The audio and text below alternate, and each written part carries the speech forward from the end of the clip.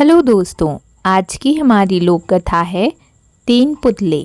महाराजा चंद्रगुप्त का दरबार लगा हुआ था। सभी सभासद अपने अपनी जगह पर विराजमान थे। महामंत्री चाणक्य दरबार की कार्रवाई कर रहे थे। महाराजा चंद्रगुप्त को खिलौनों का बहुत शौक था। उन्हें हर रोज एक नया खिलौना चाहिए था। आज भी महाराजा के पूछने पर कि क्या नया है, पता चला कि एक सौदागर आया है और कुछ नए खिलौने लाया है। सौदागर का ये दावा है कि महाराज या किसी ने भी आज तक ऐसे खिलौने ना कभी देखे हैं और ना कभी देखेंगे। सुनकर महाराज ने सौदागर को बुलाने की आज्ञा दी। सौदागर आया और प्रणाम करने के बाद अपने पिटारे से तीन पुतले निकालकर महाराज के सामने रख दिए और कहा कि अन्नदाता, ये तीनों पुतले अपने आप में बहुत विशेष हैं। देखने में भले एक जैसे लगते हैं मगर वास्तव में बहुत निराले हैं। पहले पुतले का मूल्य 1,00,000 मोहरे है, दूसरे का मूल्य 1,000 मोहरे हैं और तीसरे पुतले का मूल्य केवल 1 मोहरे है।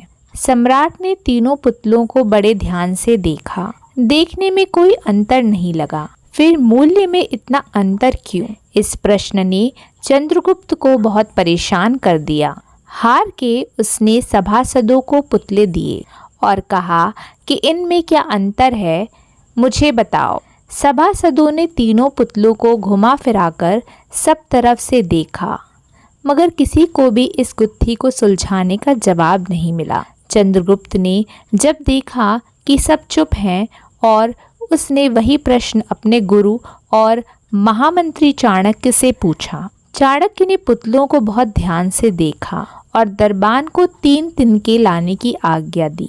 तिनके आने पर चाणक्य ने पहले पुतले के कान में तिनका डाला।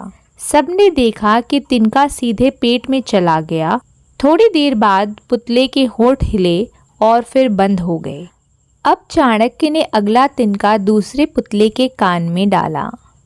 इस बार सबने देखा कि तिनका दूसरे कान से बाहर आ गया और पुतला ज्यों का त्यों रहा। ये देखकर सभी की उत्सुकता बढ़ती जा रही थी कि आगे क्या होगा। अब चाणक्य ने तिनका तीसरे पुतले के कान में डाला। सबने देखा कि तिनका पुतले के मुंह से बाहर आ गया और पुतले का मुंह एकदम खुल गया। पुतला बराबर हिल रहा है जैसे कुछ कहना चाहता हो। चंद्रगुप्त के पूछने पर कि ये सब क्या है और इन पुतलों का मूल्य अलग अलग क्यों है, चाणक्य ने उत्तर दिया, राजन, चरित्रवान सदा सुनी सुनाई बातों को अपने तक ही रखते हैं और उनकी पुष्टि करने के बाद ही अपना मुंह खोलते हैं। यही उनकी महान्यता है। पहले पुतले से हमें यही ज्ञान मिलता है और यही कारण है कि इस पुतले का मूल्य 1,00,000 मोहरे हैं। कुछ लोग सदा अपने में ही मग्न रहते हैं, हर बात को अनसुना कर देते हैं। उन्हें अपनी वाह की कोई इच्छा नहीं होती। ऐसे लोग कभी किसी को हानि नहीं पहुंचाते। दूसरे पुतले से हमें यही ज्ञान मिलता है और यही कारण है कि इस पुतले का मूल्य 1,000 मोहरे है। कुछ लोग कान के कच्चे और पेट के हल्के होते हैं। कोई भी बात सुनी नहीं कि सारी दुनिया में शोर मचा दिया। इन्हें झूठ सच का कोई ज्ञान नहीं, बस मुंह खोलने से मतलब है। यही कारण है कि इस पुतले का मूल्य केवल 1 मोहरे है। चाणक्य ने अपनी सूझबूझ से इन तीनों पुतलों के अलग अलग मूल्य का कारण बताया।